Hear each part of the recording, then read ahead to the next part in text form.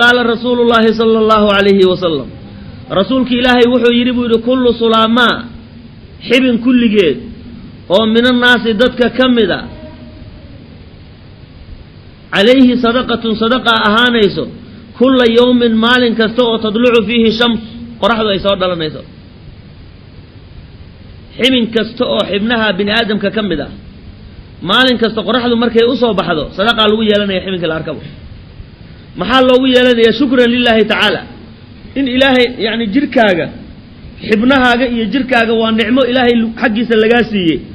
marka day waxa la rabaa maalin la arko adoo shukriga gudanayo inaad nicmadaas ku shukriso sadaqa lagu yeelanayo waa inaad ka bixiso ibn aadamkuna wuxuu ka kooban yahay 360 xibnood 360 mifsala 360 xibnood buu ka kooban yahay fayudlabu waxa laga dalbayaa min kulli ahadin fi kulli yawmin maalin la arka 360 sadaqa 360 sadaqa subax kasta laga rabo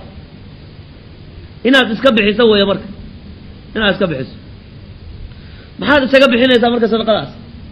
haddii yaani khayraadka way waxa ku bixinayso tasbiixid baad la iimaan xamdigi baad la iimaan takbiirti baad la iimaan tawxiidki baad la iimaan istighfaarti baad la iimaan salligi baad la iimaan adkaartaada aad akhrinaysa 360 hadaa gaarsiiso waa ka gudaysa marka maalin la arko waxa la rabaa inaad sadaqada iska bixiso 360 haddii aad ka gaari weydo wax kale sunnadan duxada la yiraahdo fadli badan oo laba ragcadood oo salaatu duxa hadaa tukato waa ku filan tahay